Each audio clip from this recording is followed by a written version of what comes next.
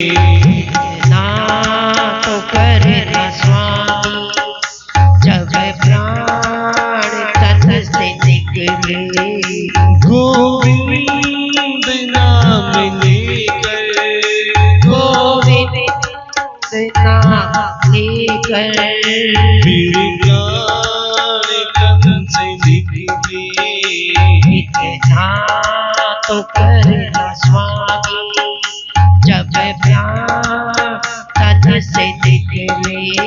और क्या कहते हैं भीष्म पितामह कि जब मेरे प्राण निकले तो उस समय मैं गंगा तट के करीब हूँ। श्री गंगा जी का तट हो, यमुना का बंसी बट हो। श्री गंगा जी का तट हो, बंसी बट हो।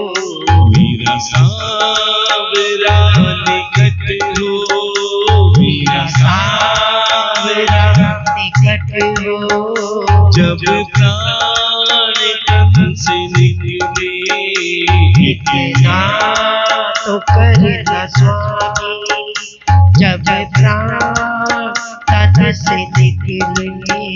और प्यारे कहते थे जो भगवान की सेवा करता है, जो दान पुण्य में आगे रहता है, जो भगवान का गुणगान करता है, भगवान उसके दिन भी निश्चित करते हैं और उसका स्थान भी निश्चित होता है।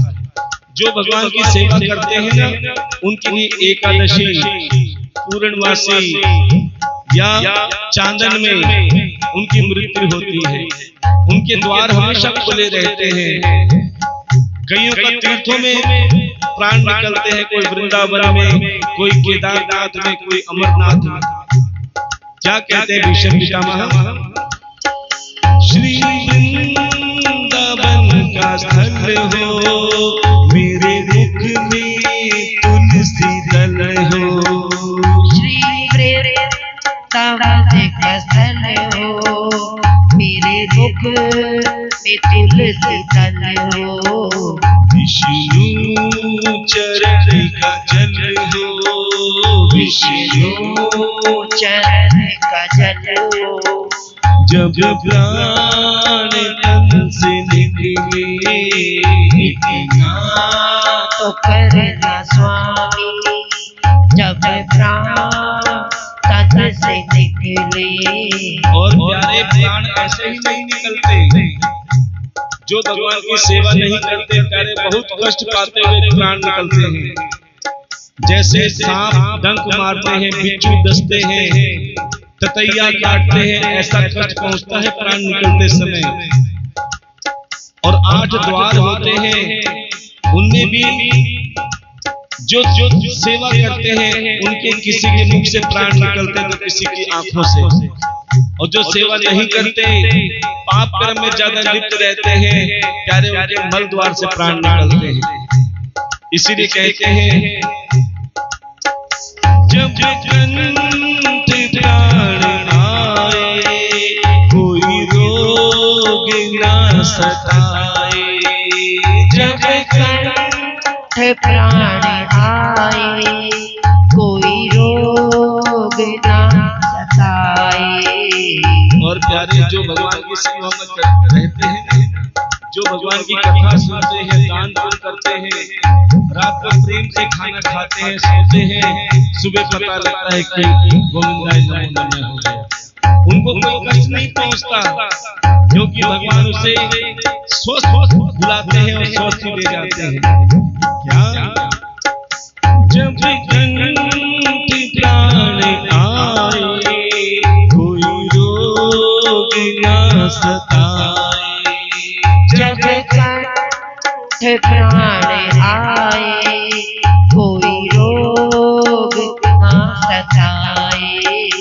यम दर्शना दिखाए, यम दर्शना दिखाए। जब प्राण तन से निकले। ना तो करे न स्वामी जब प्राण तन से निकले। गोविंद नाम लेकर, गोविंद नाम लेकर फिर प्राण तन से निकले, इतना तो करना स्वामी जब प्राण तन से निकले, तो करना स्वामी जब प्राण तन से निकले। प्रेम से बोलना पड़ेगा, राधे राधे, जोर से बोलना पड़ेगा, राधे राधे। इसीलिए कहते हैं प्यारे, जब समय मिले, जब मौका मिले, हरि का नाम भी लो, और जब तुम्हें सौभाग्य मिले, अपनी नेक कमाई से कथा में सेवा दान भी करो। और जब आप अपने मुख से प्रभु का नाम लेते हो और हाथों से सेवा दान करते हो, विश्वास मानो तुम अपने पितरों को प्रसन्न कर रहे हो, क्योंकि श्रीमद् भागवत कथा, जिसे पितृ मोक्षे भागवत कथा भी कहा जाता है, जीवन में हर किसी को एक बार भागवत कथा अवश्य करवानी चाहिए। अगर आप भागवत कथा ना करवा पाओ तो चिंता मत करो, जहां कथा हो रही हो प्रेम से कथा भी सुनो, और अगर भगवान ने तुम्हें इस लायक बनाया है तो प्यारे कथा में किसी भी रूप में सेवा कर सकते हैं, चाहे भागवत कथा के अखंड ज्योत में घी की व्यवस्था के रूप में, रोज के प्रसाद की सेवा के रूप में, कन्यादान के रूप में, यह सबसे बड़ा अन्नदान अर्थात भंडारे की सेवा के। प्यारे 28 तारीख को श्रीमद् भागवत कथा का शुभ हवन और उसके बाद भंडारे की व्यवस्था रखी गई है। आप सभी से निवेदन है कि जैसे आप प्रेम से कथा सुन रहे हैं, अगर आपको लगता है कि ठाकुर जी ने हमें इस लायक बनाया है, तो अपनी नेक कमाई से प्यारे भागवत कथा के संपूर्ण भंडारे में, चाहे नगद राशि के रूप में, चाहे भंडारे के सम्मान के रूप में, आप सेवा अवश्य करें और अपनी सेवा लता दीदी को अवश्य लिखवाएं। और कुछ दानदाताओं ने भागवत कथा में या भंडारे में सेवा दी है, एक बार उनके लिए जोरदार तालियों का स्वागत करेंगे। और जिसका भागवत कथा के भंडारे में इतना सा भी भाव बने कि हाँ क्या हम भी सेवा कर सकते हैं, तो प्यारे उनका हमारे ठाकुर जी और व्यासपीठ पे हार्दिक स्वागत है। तो आइए कुछ दानदाताओं ने सेवा दी है। बोलिए वृंदावन बिहारी लाल की जय।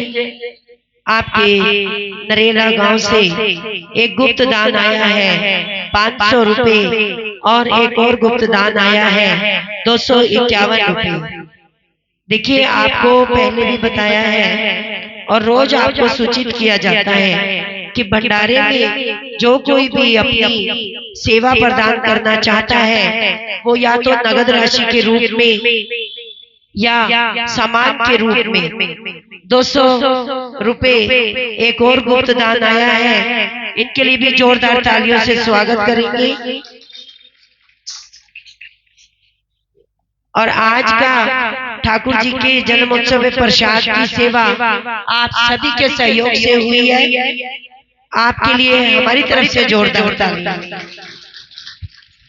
तो सभी को बताते हैं कि भंडारे में जो कोई सामान देना चाहे वो यहाँ से पूछ कर दे, कहीं ऐसा ना हो सभी आटा आटा ले आए बाकी सामान रह जाए। तो जो कोई भी देना चाहे नगद राशि में और सामान दे तो यहाँ से पूछ कर दे, क्योंकि एक जगह 22 किलो नमक इकट्ठा हो गया होगा। तो आप बताइए भंडारे में 22 किलो नमक का क्या काम है? इसीलिए ये सच्चाई है। तो इसीलिए आपसे बोल रहे हैं कि जो भी सामान दे यहाँ से पूछ कर दे कि किस सामान की जरूरत है या क्या सामान कम पड़ गया है। इसी के साथ जय जय श्री राधे श्याम। आइए कथा की ओर चलते हैं। अच्छा, एक बात ईमानदारी से और बताओ कि आपको आपके भाई के बेटे की भाषा समझ में तो आ रही है? आनंद किस किस को आ रहा है? बहुत अच्छी बात है। कहते हैं जब कथा में आनंद आता है ना तो समझ लेना ठाकुर भी आपके आसपास हैं। अच्छा, एक जगह हम कथा में कह रहे थे आनंद आया, एक महिला कह रही है अभी कौन आया क्यों कह रहे घर बैठा है, उसके बेटे का नाम था आनंद। तो ये आनंद मन में होना चाहिए। ये बच्चों को चुप करा दो।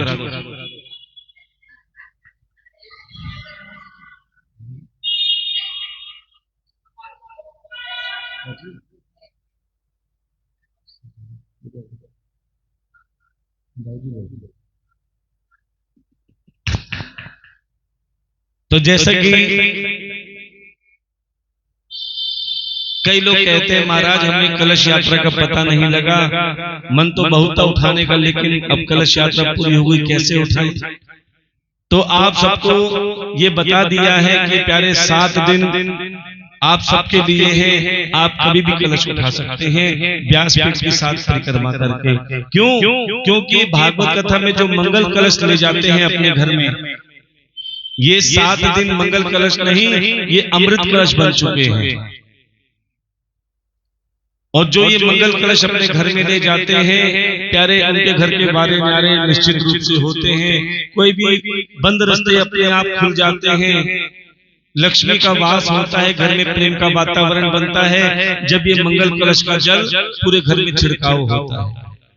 इसीलिए हम आपसे कहते हैं कि जो मंगल कलश उठाने से रह गए हैं वो चिंता ना करें, वो लता दीदी को अपना नाम अवश्य लिखाएं और प्यारे व्यासपीठ के साथ परिक्रमा करें। और 8वें दिन हवन के बाद उन्हें मंगल कलश अवश्य मिलेगा और आप सभी को बताया जाएगा कि मंगल कलश का क्या करना है। और आप भी उठाएं और सबसे कहें कि प्यारे ये भागवत कथा रूपी ज्ञान गंगा आपके गांव में बह रही है, एक बार आके उस गंगा में स्नान जरूर करें। क्योंकि अगर आपने किसी को भागवत कथा रूपी ज्ञान गंगा में स्नान करा दिया तो समझ लेना एक तो आप संतों की श्रेणी में आ गए। क्योंकि मनुष्य का सबसे सर्वश्रेष्ठ धर्म है खुद भी प्रभु की राह पे चलना और दूसरों को भी प्रभु की राह पे चलाना। अब प्यारे चलते हैं हम हमारे ठाकुर जी के जन्म उत्सव की ओर, लेकिन कहते हैं जब तक चंद्रवंश नहीं आता जब तक सूर्यवंश। इसीलिए कहते हैं प्यारे श्री राम जी का जन्म जब तक नहीं होता सूर्यवंश में, जब तक चंद्रवंश नहीं आता। अब हम राम कथा की ओर चलते हैं कि वैसे तो राम कथा 9 दिन की होती है, लेकिन यहां सूक्ष्म रूप में आपको बताया जाएगा, बड़े ध्यान से सुनना। महाराज दशरथ जी जिनकी 3 धर्म पत्नियां, कितनी कौन कौन सी? एक कौशल्या जी, दूसरा कैकेयी जी और तीसरा सुमित्रा जी। अच्छा, आपको एक बात और बता देते हैं, पत्नी और धर्म पत्नी में भी फर्क है। बोले महाराज ये तो पहली बार सुना है। पत्नी और धर्म पत्नी में फर्क है। पत्नी कौन है? जो पति को पतन के रास्ते पे ले जाए। अब गर्मियां ज्यादा चल रही है ना, पति की तनख्वाह है 10,000 रुपए, अजी शिमला घूम के आना है, मनाली घूम के आना है, कुल्लू घूम के आना है, घर में 10-15 हजार की कमाई है और प्यारे बाहर कर्जा हो जाएगा, देखी जाएगी, परेशान होंगे बाद में, देखी जाएगी। इसे कहते हैं घर में परेशानी लाना, उसे कहते हैं पत्नी, जो पति को पतन के स्थान पे ले जाए। चलो पिकनिक चलते हैं, फिल्म देखने चलते हैं, यहाँ चलते हैं, वहां चलते हैं, ये पत्नी होती है। और धर्म पत्नी कौन है? प्यारे जो पति को धर्म के स्थान पे ले जाए। चलो भागवत कथा में, चलो मंदिर में चलते हैं, चलो ये कार्य करते हैं, चलो व्रत करते हैं, चलो पति ना भी आए, बड़े ध्यान से सुनना। अजी मेरे पास टाइम नहीं है कथा सुनने का, तू ही जा। ऐसे भी पति है ना, खुद नहीं आते लेकिन पत्नी को भेज देते हैं। तो भी वो धर्म पत्नी है क्या? अच्छा एक काम करो, 500 रुपए तो भंडारे में देने हैं। अर्थात उनकी कमाई को धर्म के कार्य में लगा रही है। पति धन कमाता है तो पत्नी उनके धन को धर्म के रास्ते पर ले जा रही है, तो प्यारे वो भी धर्म पत्नी है। आपने देखा होगा भागवत कथा में पुरुष वर्ग कम रहता है, स्त्री वर्ग ज्यादा रहता है। इसीलिए रहता है कि पुरुष वर्ग धन कमाता है और स्त्रियां अर्थात शक्ति वो धर्म कमाती है, कथा भी सुनती है और पतिदेव की नेक कमाई को धर्म के कार्य में लगाती है। उसे पता है कि अगर धर्म में खर्च होगा तो भगवान उसे कई गुना बढ़ा के मेरे पति का ही काम बढ़ाएंगे। उसे कहते हैं धर्म पत्नी। अच्छा, धर्म पत्नी और कौन है? धर्म पत्नी रावण की पत्नी मंदोदरी। ध्यान देना। अच्छा, अभी पूछेंगे, चिंता मत करो, अभी आपका भी नंबर आएगा। अब फिर देखेंगे कितने हाथ खड़े करते हो।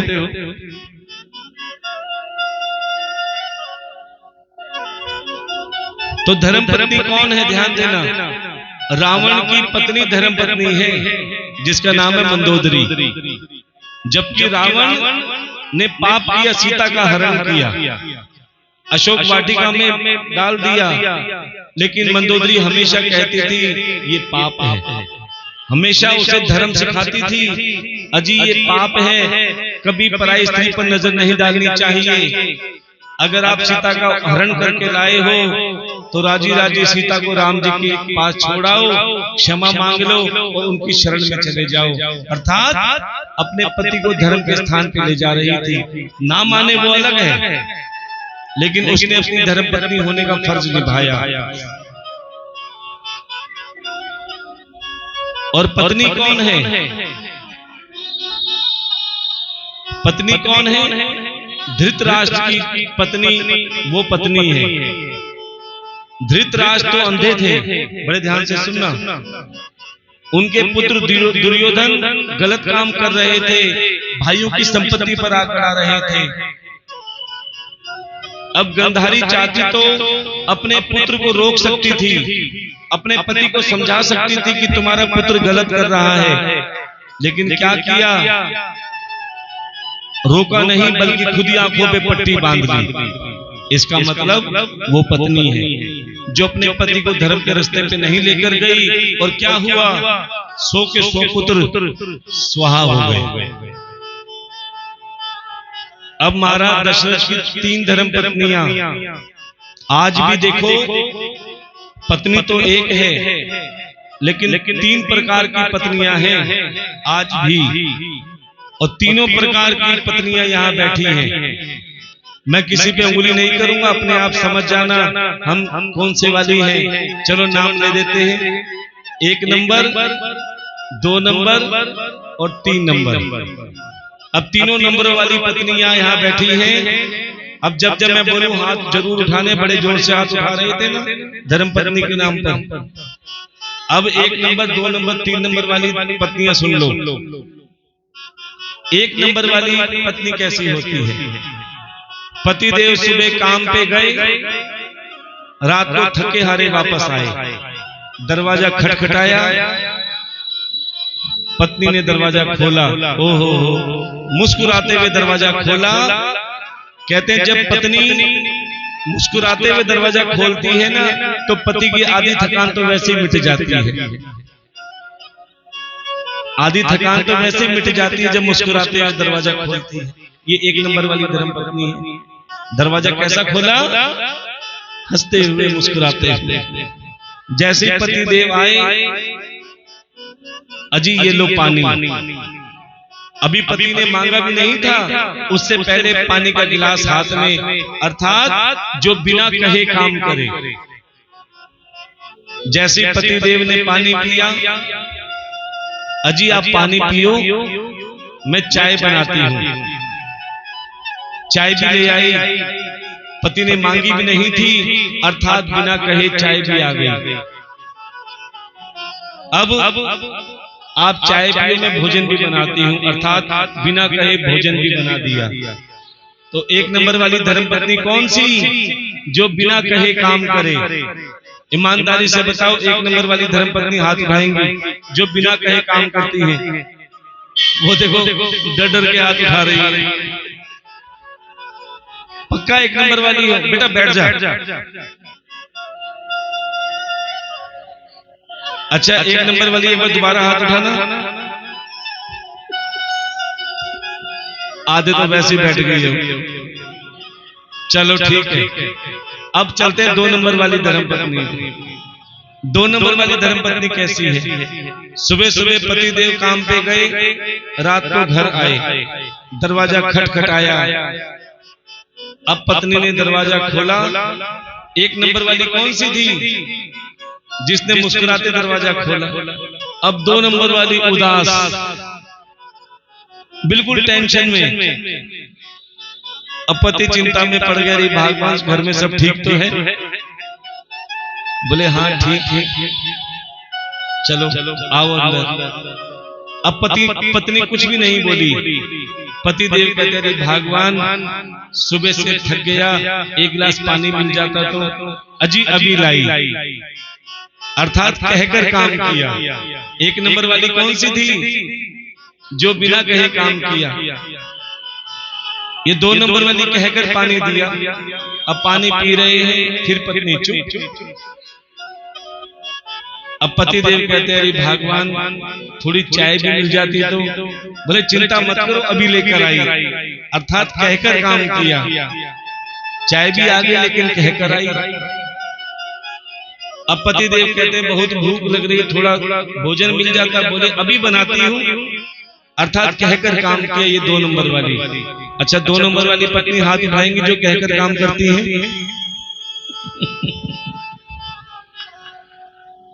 चलो कोई बात नहीं, 3 नंबर वाली पे चलते हैं। 3 नंबर वाली धर्मपत्नी कैसी है? अब पति देव सुबह काम पे गए, रात को थके हारे पसीनों से तरबतर आए। जैसे दरवाजा खटखटाया, अब पत्नी गुस्से में लाल। एक नंबर वाली कौन सी जो हंसती हुई मिली? 2 नंबर वाली कौन सी जो उदास मिली? और 3 नंबर वाली गुस्से में लाल।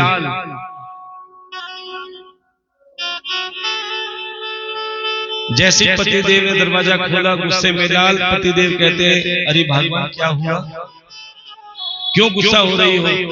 बोले मैंने सुबह तुम्हें लिस्ट दी थी ना सामान की, क्या वो लाए? अरे भगवान भूल गया। बोले कर्म फूट गए मेरे जो तुम जैसे पति मिले। सारा दिन कभी इसकी सुनूं कभी उसकी सुनूं, सारा दिन काम करूं, ये करूं वो करूं। पति देव कहते हैं अरे भगवान अंदर भी बुलाएगी, शिकायतें करती रहेगी, अंदर भी बुलाएगी, शिकायतें करती रहेगी। बोले कौन मना करता है, आ जाओ। अब पति देव कहते हैं अरे भगवान सुबह से काम करके गला सूख गया, थोड़ा पानी मिल जाता तो? बोले पानी पियोगे? बोले हाँ। बोले वो रहा फ्रिज, बोतल निकालो। हाँ 2 गिलास निकालना, एक अपने लिए और एक मेरे लिए। ये 3 नंबर वाली धर्मपत्नी है। बोले गला सूख गया है, थोड़ी चाय मिल जाती तो? बोले रसोई वही 2 कप चाय बनाओ, एक अपने लिए और एक। ये 3 नंबर वाली धर्मपत्नी है। अब ईमानदारी से बताओ 3 नंबर वाली कौन कौन बैठी है यहाँ पर? ये बच्चे।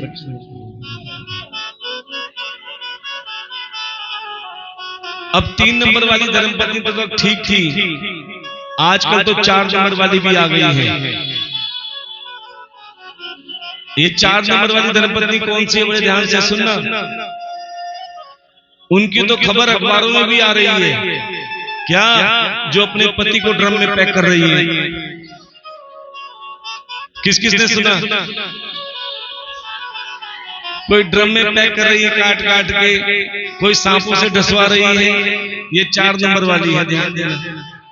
और हम कहते हैं प्यारे, कथा सुनकर अगर सबका स्वभाव बदल जाए, कोई चाहे 3 नंबर वाली हो, 2 नंबर वाली हो, कथा सुनकर अगर 1 नंबर वाली पत्नी बन जाती है तो प्यारे उसका कथा सफल अपने आप हो जाती है।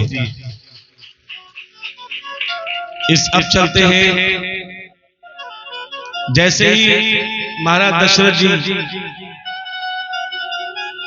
शिकार खेलने के लिए वन में गए, तो आपको बता दे सज्जनों कि महाराज दशरथ जी को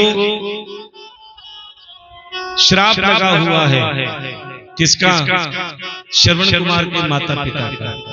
और एक वरदान भी मिला है कि बिना देखे केवल सुनकर जिस पर तीर चला देंगे प्यारे वो तीर बिल्कुल सटीक निशाने पर लगेगा।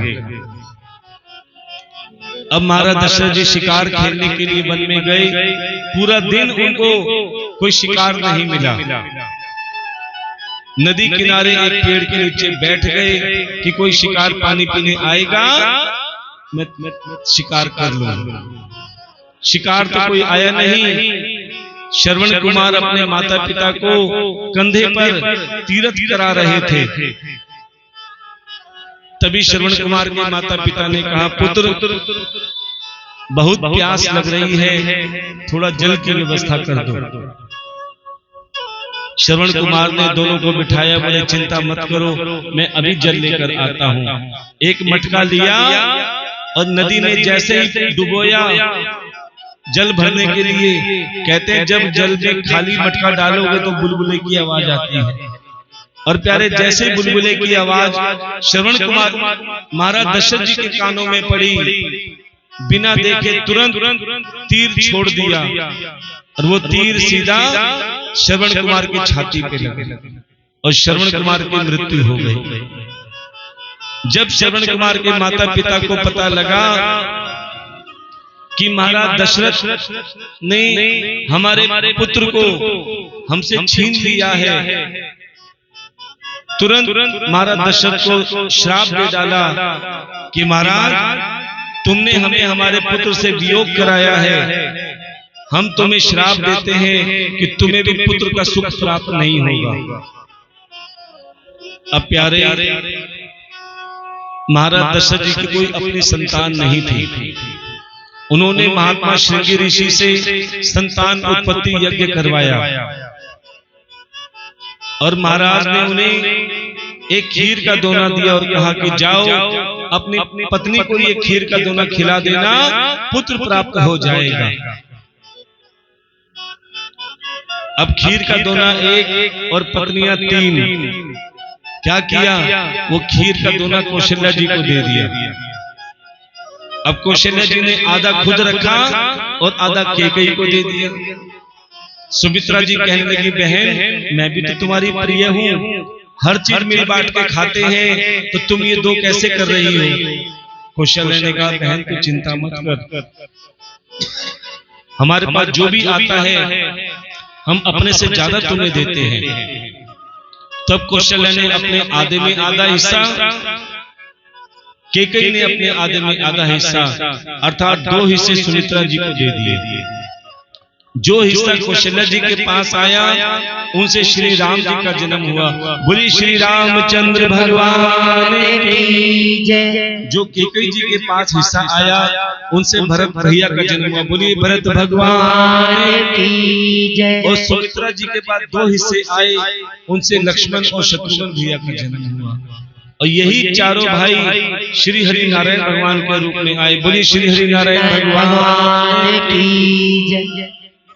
अब प्यारे चारों भैया गुरुकुल में शिक्षा ग्रहण करने गए, वापसी में आए तो क्या देखा, महाराज जनक राज ने अपनी पुत्री सीता का स्वयंवर रचा हुआ था और स्वयंवर में शर्त रखी थी कि जो शिव के धनुष को खंडित कर देगा उसी के साथ मैं अपनी पुत्री सीता का विवाह कराऊंगा।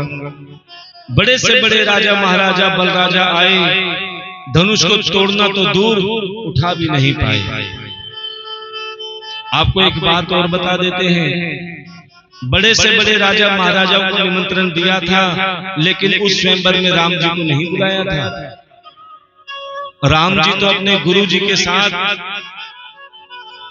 केवल देखने के लिए गए थे वो स्वयंवर। जब देखा किसी से धनुष नहीं उठा तो जनक राज ने सारे क्षत्रियों को ललकार दिया कि कोई एक क्षत्रिय है यहाँ पर जो इस धनुष को खंडित करे। तब गुरुजी ने श्री राम जी को इशारे में ही आदेश दिया कि अब आप जाओ।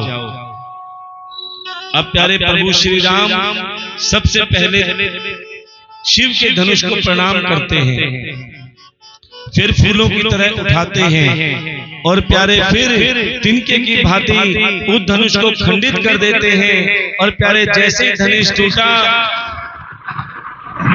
उसी समय सब जगह जय जयकार होने लगी, बोलिए श्री रामचंद्र भगवान की। और प्यारे वही जनक राज ने अपनी पुत्री सीता का विवाह श्री राम जी से कर दिया। अब श्री रामचंद्र जी सियावर रामचंद्र बन गए, बोलिए सियावर रामचंद्र भगवान की। और प्यारे वही चारों भैया का विवाह हुआ और अयोध्या में आए। और अयोध्या में महाराज दशरथ जी ने ढिंढोरा पिटवा दिया कि कल मेरे पुत्र राम का राज तिलक होगा। कहते हैं दहेज में कभी कभी कोई सामान गलत आ जाता है। महाराज दशरथ जी के शादी में विवाह में एक दासी आई थी जिसका नाम था, क्या नाम था? मंथरा। देखो उसने ऐसा काम किया कि कोई आज तक मंथरा नाम नहीं रखता। क्या किया था? कैकेयी को पाठ पढ़ाया था, ऐसा पाठ पढ़ाया। कैकेयी जी महाराज दशरथ जी के कक्ष में गई। महाराज दशरथ जी सबको खूब भंडारे बांट रहे थे, किसी को सोना, किसी को चांदी, किसी को रतन दे रहे थे। क्यों? उनके पुत्र का राम का राज तिलक होने जा रहा था। तभी कैकेयी आई, बोले महाराज मैं आपसे कुछ मांगना चाहती हूँ। बोले रानी मांगो ना, जो तुम्हारी इच्छा हो मांगो। कैकेयी ने कहा महाराज आपको पता है आपने मुझे 2 वचन कहे थे, जब समय आए तो मांग लेना। बोले रानी मांगो ना। बोले मेरा पहला वचन, जिस राम की तुम राज तिलक की तैयारी कर रहे हो वो राम की ना करके मेरे पुत्र भरत की राज तिलक की तैयारी। इतना सुनते ही प्यारे महाराज दशरथ जी के पैरों तले जमीन खिसक गई, उसकी आंखों में आंसू आ गए। रानी तुम ये क्या कह रही हो? क्या राम तुम्हारा पुत्र नहीं है? बोले हाँ राम मेरा पुत्र है, लेकिन मैं चाहती हूँ भरत गद्दी पे बैठे। बोले मेरा दूसरा वचन, और ये कैकेयी को पता था कि जब तक राम यहाँ रहेंगे भरत गद्दी पे नहीं बैठेगा। बोले मेरा दूसरा वचन, राम को 14 वर्ष के लिए वनवास भेजिए। इतना सुनते ही प्यारे महाराज दशरथ जी को ऐसा सदमा लगा, मुख से आवाज नहीं निकल रही और आंखों से आंसू नहीं रुक रहे। इतने में राम जी ने माता पिता दोनों की बात सुन ली। बोले माता जी पिताजी आप चिंता ना करें, आप वन भेजने को राजी तो मैं वन जाने को राजी। देखो राम जी की पूजा ऐसे नहीं करते, हम राम जी के चित्रों की नहीं राम जी के चरित्रों की पूजा करते हैं। क्यों? राम बन गए तो राम बन गए, राम वन गए तो राम बन गए। उस समय अगर राम वन नहीं जाते तो आज राम की कोई पूजा नहीं करता। ध्यान देना, पहले के राम अपने माता पिता की आज्ञा से वन जाने को तैयार हो गए थे, और आजकल के राम अपने माता पिता को वन भेजने को तैयार हो जाते हैं। प्यारे पूरा वृद्धा आश्रम भरा पड़ा है बूढ़े माता पिताओं से। बच्चों के पास कोई कमी नहीं है, भरपूर धन है, लेकिन क्या अपने माता पिता को रखने का मन नहीं है। जिस माँ ने अपने पुत्र को 9 महीने कोख में रखा, 9 महीने स्थान दिया, आज प्यारे उस माता पिता का बच्चों के घर में स्थान नहीं है, मन में स्थान नहीं है। अब प्यारे राम जी वन जाने की ओर तैयारी कर रहे थे।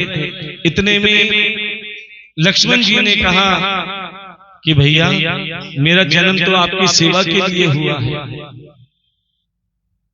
सेवा देखनी हो तो प्यारे लखन भैया की देख लेना, जिन्होंने अपना राजपाट अब यहाँ तक कि अपनी धर्म पत्नी का भी त्याग कर दिया प्रभु श्री राम जी की सेवा में। जैसे राम लखन जाने लगे, सीता जी भी पीछे से आवाज मारने लगी, प्रभु आप मुझे छोड़ के जा रहे हो, क्या इसीलिए विवाह किया था, क्या इसीलिए साथ वचन कहे थे कि मैं सुख में भी साथ रखूंगा और दुख में भी साथ रखूंगा, तो मैं सुख में तुम्हारे साथ रही तो मैं दुख में भी तुम्हारे साथ रहूंगी। सीता जी क्या कहने लगी,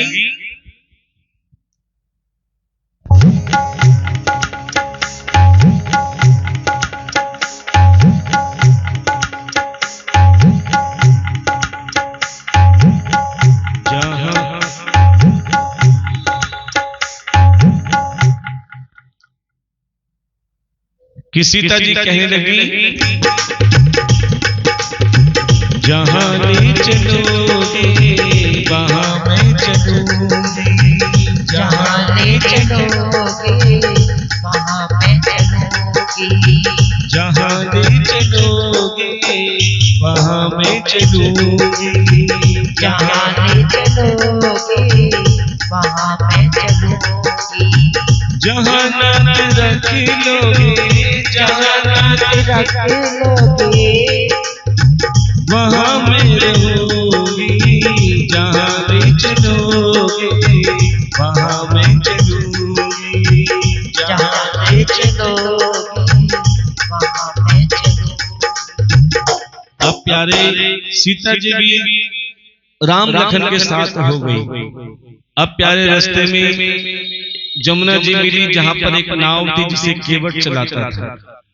जैसे ही राम लखन सीता जी ने कहा, अरे केवट क्या आप हमें नदी पार करा दोगे? जैसे केवट ने प्रभु श्री राम जी को देखा, आंखों में आंसू भर आए। न जाने कौन से सत्कर्म जागृत हुए जो आज प्रभु श्री राम मुझसे मिलने आए। केवट का मन था कि मैं प्रभु के चरण छूं, लेकिन लक्ष्मण जी किसी को हाथ नहीं लगाने देते।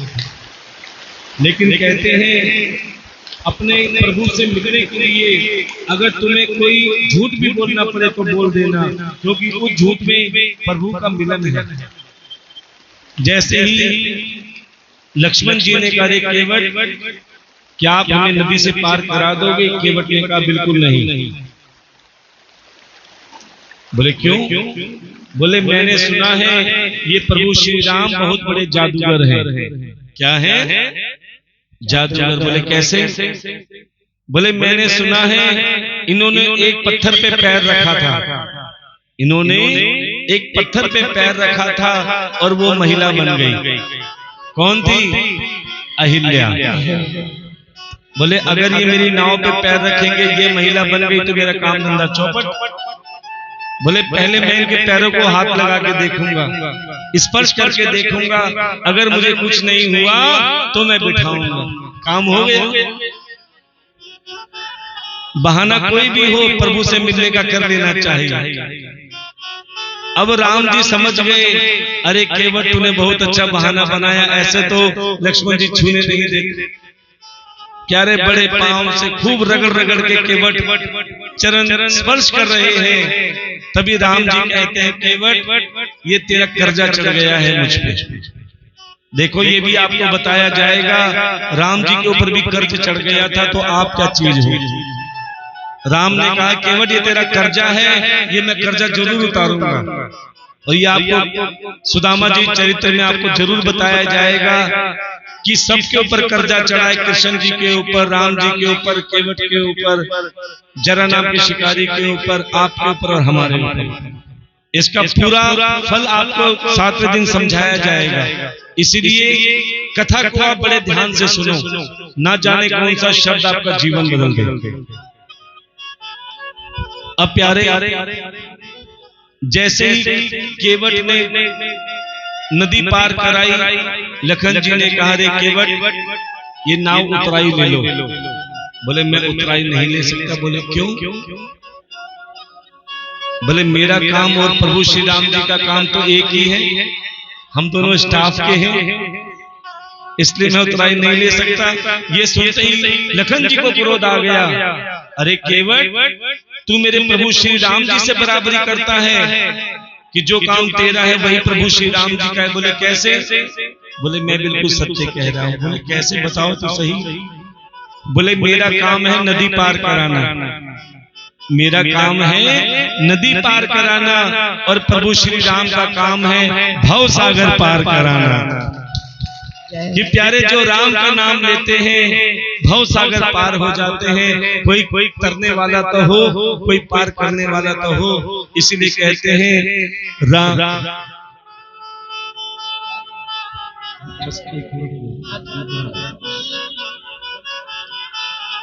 कोई पार करने वाला तो हो। क्या? राम का नाम लेकर जो मर जाएंगे, राम का नाम लेकर जो मर जाएंगे, वो अमर नाम दुनिया में कर जाएंगे, वो अमर नाम दुनिया में कर जाएंगे। राम का नाम लेकर जो मर जाएंगे, राम का नाम लेकर मर जाएंगे, वो अमर नाम दुनिया में कर जाएंगे, वो अमर नाम दुनिया में कर जाएंगे। ये ना पूछो कि मर कर किधर जाएंगे, ये ना पूछो कि मर कर किधर जाएंगे, वो जिधर भेज देंगे उधर जाएंगे, वो जिधर भेज देंगे उधर जाएंगे। राम नाम की बेड़ी पे होके सवार, राम नाम की बेड़ी में होके सवार, राम नाम की बेड़ी पे होके सवार। भव सागर से प्यारे हम तर जाएंगे, भव सागर तर जाएंगे, वो अमर नाम दुनिया में कर जाएंगे, वो अमर नाम दुनिया कर जाएंगे।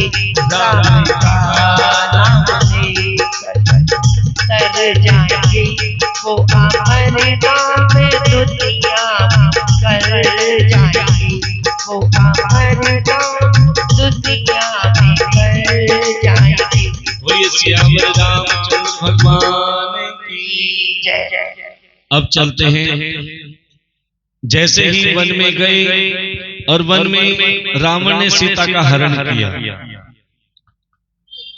और वानरों की सहायता से राम जी ने लंका पे चढ़ाई करी और रावण का वध किया। और जैसे रावण का वध करके पुष्पक विमान में अयोध्या आए तो कौशल्या जी ने पूछा, पुत्र राम, रावण को किसने मारा? राम ने कहा, रावण को मैंने मारा। किसने मारा? मैं। कौशल्या जी ने कहा, रावण को तुमने मारा? बोले ना मैया, रावण को मैंने नहीं मारा, रावण को उसकी मैंने मारा, अर्थात अहंकार ने मारा, अभिमान ने मारा।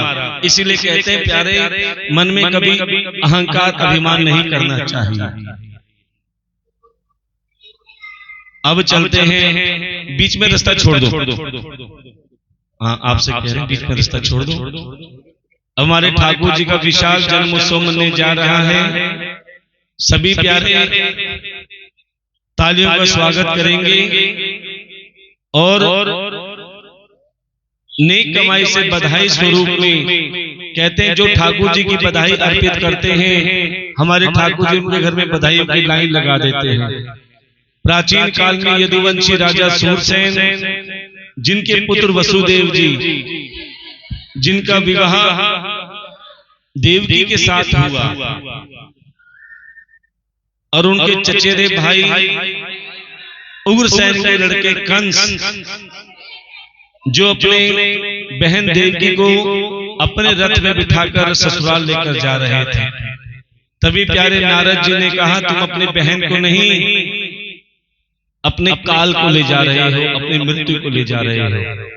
अब प्यारे, कंस ने रथ रोक दिया और अपनी बहन देवकी को रथ से नीचे उतार कर तलवार से मारने जाने लगे। तभी वसुदेव जी कहने लगे,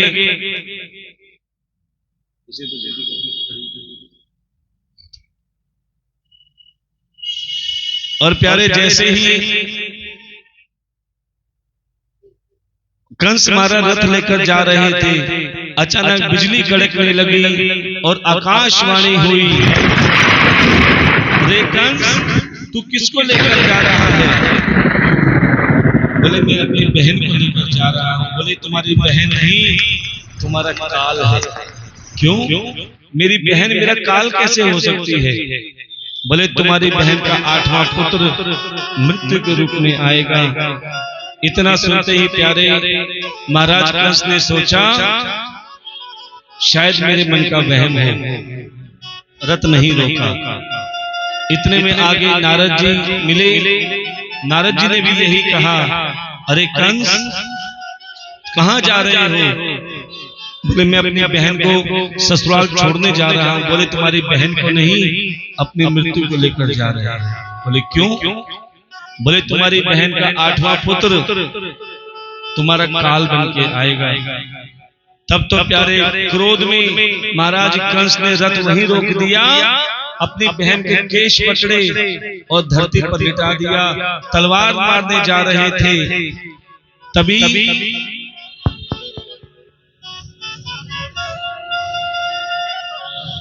वसुदेव जी ने कहा कि महाराज कंस ये तुम्हारी बहन है, इसने तुम्हारा क्या बिगाड़ा है?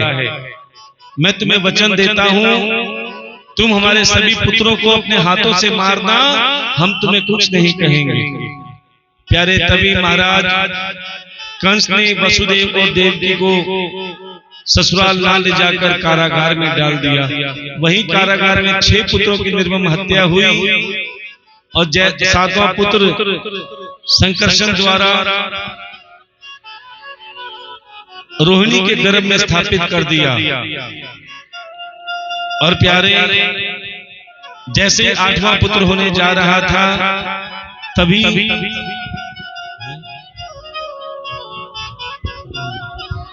8वां पुत्र होने जा रहा था और तभी प्यारे गोकुल में वसुदेव जी छोड़कर आए।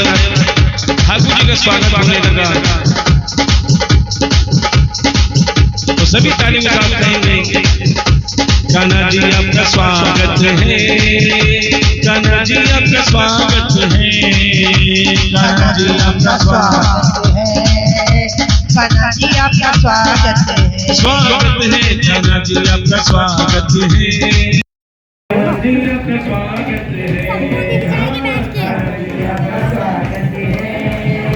कान्हा जी आपका स्वागत है, स्वागतम कृष्ण सुस्वागतम कृष्ण, स्वागतम कृष्ण सुस्वागतम कृष्ण, स्वागतम सुस्वागतम शरणागतम कृष्ण, स्वागतम सुस्वागतम स्वागतम कृष्ण, स्वागतम कृष्ण सुस्वागतम कृष्ण, स्वागतम कृष्ण सुस्वागतम कृष्ण। गुरु जी आपका स्वागत है, कान्हा जी आपका स्वागत है, स्वागत है, कान्हा जी आपका स्वागत है, कान्हा जी आपका स्वागत है। श्री कृष्ण गोविंद हरे मुरारी, हे नाथ नारायण वासुदेवा, श्री कृष्ण गोविंद हरे हे नाथ नारायण वासुदेवा, श्री कृष्ण गोविंद हरे मुरारी, हे नाथ नारायण वासुदेवा, श्री कृष्ण गोविंद हरे मुरारी, हे नाथ नारायण वासुदेवा। गोविंद बोलो हरि गोपाल बोलो, गोविंद बोलो हरि गोपाल बोलो, गोविंद बोलो हरि गोपाल बोलो, गोविंद बोलो हरि गोपाल बोलो, राधा हरि गोविंद बोलो, श्री राधा हरि गोविंद बोलो,